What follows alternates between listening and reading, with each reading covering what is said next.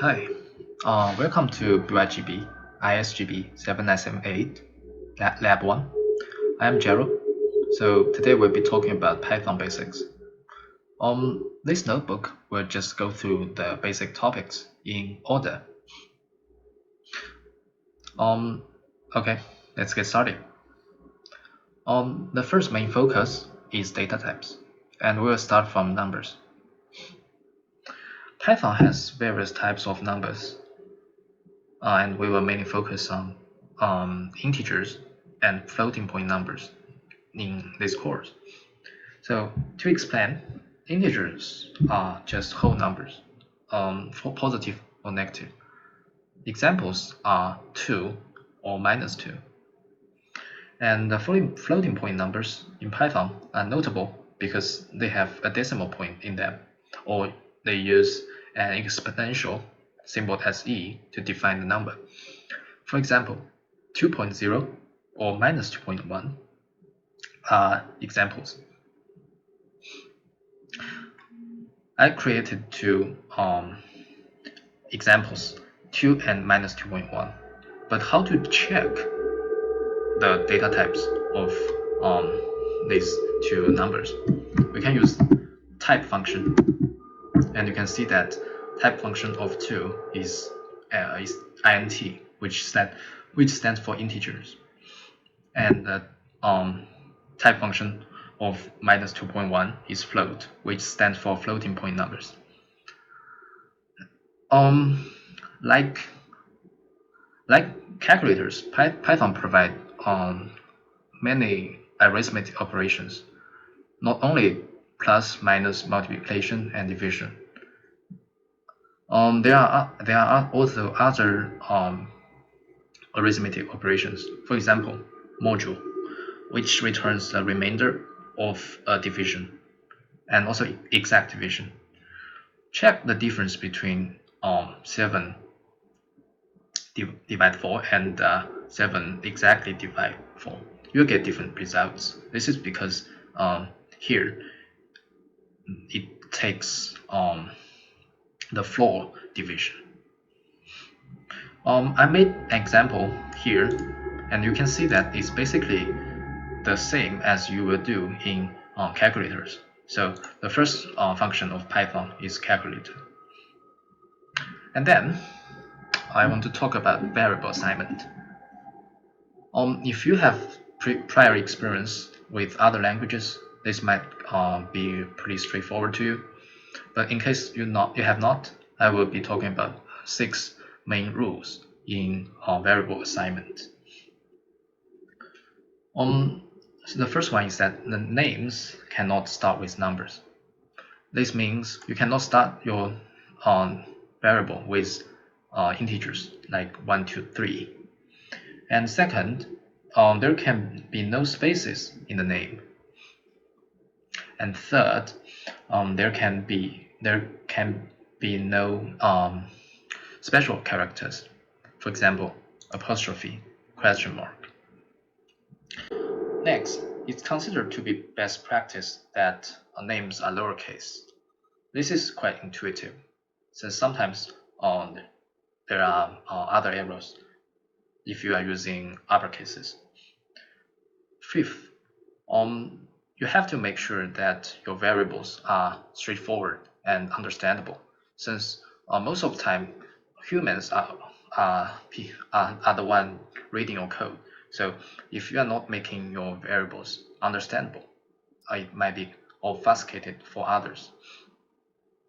And lastly, I want to emphasize that there are certain variables you can't use. For example, list and string, str. Those are all built-in functions in Python. So if you replaced these built-in functions with let's say 2, you will no longer you can no longer using these functions in Python unless you restore your whole environment, which can be pretty troublesome. I created 2 examples here so that you can play around with yourself. Next, I want to talk about strings. So, strings are used in Python to record text information, such as names. Strings in Python are actually a sequence, which basically means that Python keeps track of every element in the string as a sequence. For example, Python understands the string hello and string world to be a sequence of letters in a specific order. This means that we will be able to do index and slicing to grab a particular part of a string easily. To construct strings, you can either use single quote and double quotes. I also listed some of the special cases here so that you can have a look. Something I want to emphasize in strings are string indexing and string slicing, which I will be talking about later. So to start, we first create a string called hello, called example. So if we want to find the first element of a string, what should we do? This is how string indexing comes in to play a part. If we want to call the first element, we just use bracket and 0 inside of a bracket to stand for the first element of a string. This is quite different from other programming languages, since in Python you are indexing starting from 0 instead of 1. And by running this, you can see that the first is the capitalized H. And if you want to show the last element, you perform the similar operation by replacing 0 to -1, and you will see D here. Next, I will be talking about string slicing. You can use column to perform slicing. The function of slicing is that it can grab a particular part of a string without even changing the original string. And it can be pretty powerful and useful in most cases. An example would be to show everything after the first element. To show everything after the first element, you have to use the position 1 and then a column, and you can see that it prints everything but capitalized H. And a similar example would be to show everything up to the third index. In this case, you actually shift the position of column and the integer, and you will see that the result is actually HEL, which you go back to check. It's just the first 3 elements. And there are also more advanced slicing operations. Here, if we want to show everything of a string in a step size of 2, we will use a double column and 2. What we will get is the original element with the step size of 2. You can see that H, L, O, W, R, and D, right? The same. And you can also reverse the string by this operation. In this case, you can just change the 2 to -1, and you will see it's just the reversed version. It's important to note that strings are immutable. This means that once a string is created, the elements within it cannot be changed or replaced anymore. To prove that, let's say we want to change the first element of example to X. What we will get is an error message which says string object does not support item assignment. But you might want to ask, how can we do that? The only thing we can do is to reassign the newer version to the original variable name so that it can be changed. Next, I want to talk about printing and print formatting. Print is actually a magic function in Python, since it can constantly track what the output is when you are when you have a heavy load assignment. You might get confused why we need printing, since Jupyter Notebook can already print everything you put into the cell. This is because in some other IDEs, this might not be the case. So the correct way to display strings in your output is by using a print function. You can print a variable, and you can also print a string.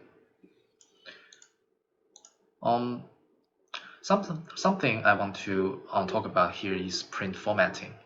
This is actually change the static string printing to a dynamic one.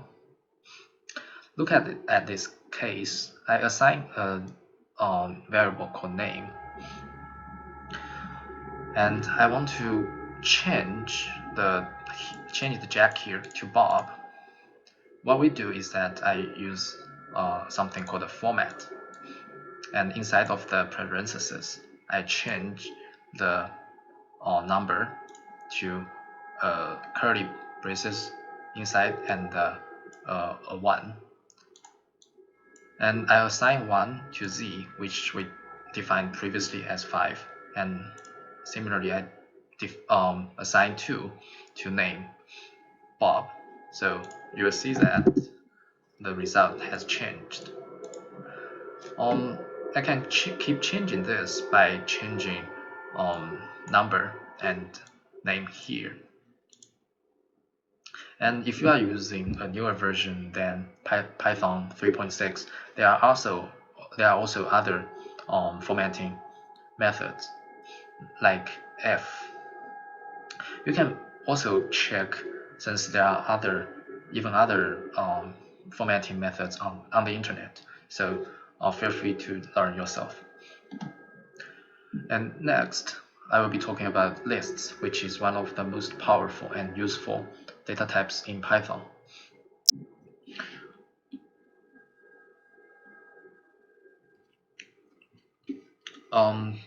Earlier, when discussing strings, we introduced the concept of a sequence in Python. So lists can be thought of the most general version of a sequence in Python. Unlike strings, they are mutable, meaning that elements inside of a list can therefore be changed. To construct a list, we need a bracket and commas to separate each element. I created an example here. And also, you have to notice that you can put almost any data types into a list. For this specific list, the first element is hi, which is a string. The second element 1, which is a integer, and the last one is actually a list. So if I run this, you can see that the statement actually passed. So it proves that you can fill in almost any data types in a list. To explore even more functions or methods of list, I assign a sequence to my list. And similar to string, we can also perform slicing and indexing to lists. I will not be repeatedly talking about slicing and indexing here, but you can have a look at the examples yourself. But something I want to concentrate is nested lists. Since I mentioned that you can put almost anything into a list, you can actually put a list inside of a list and then inside of a list. This becomes difficult when you have many layers of lists. So to track, let's say to track the target element in this list, we first find the outer ledger, which is the last element, and then we follow the process to continuously getting into the list to finally get the target element. Another useful and powerful data type in Python is dictionaries. This is actually a unique data type in Python. So we've been learning about sequences in Python, but now we will shift our focus to something called mappings. If you are familiar with other languages, you can think of dictionaries as hash tables. So what are mappings? Mappings are a collection of objects that are stored by key. Unlike a sequence that stored objects by their relative position, this is an important distinction, since mappings won't retain orders, since they have objects defined by key. To construct a dictionary, you can use curly braces and colon to signify a key and a value, like the example I put it here. And you can get the value of a dictionary by using bracket. This is similar to lists. And another similarity to lists is that you can almost put any objects in dictionaries. Below, I listed some of the building functions of dictionaries, but I will not explore here since methods and functions will be left to the final part of this tutorial.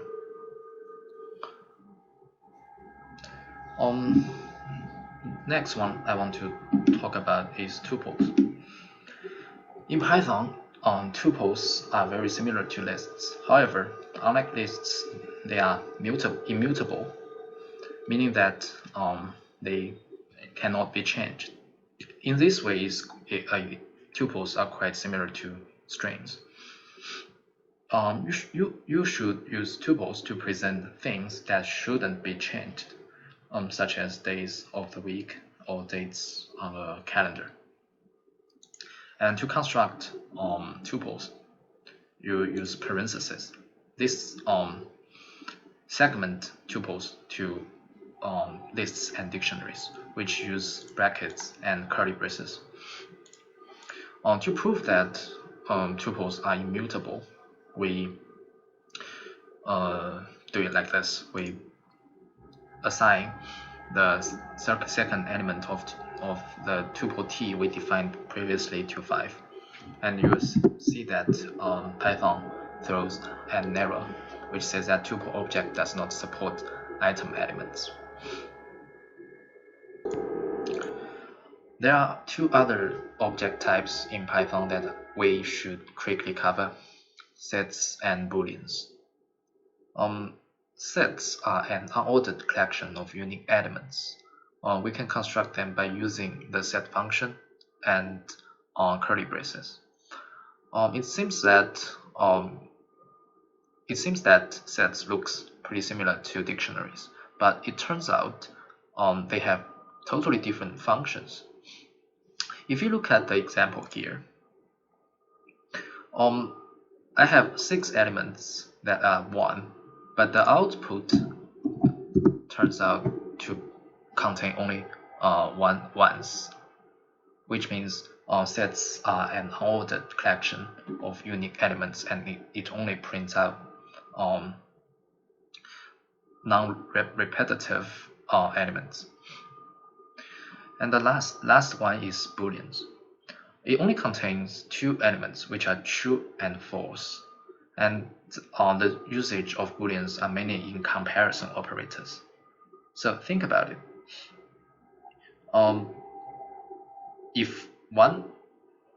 If we have a statement 1 greater than 2, well, what it will result? Definitely false. And if there is a statement 1 smaller than 2, it will output true. This is how booleans comes in to play a part. And there are also other comparison operators like not equal to. In this case, you just use exclamation mark and equal sign to stand for not equal to.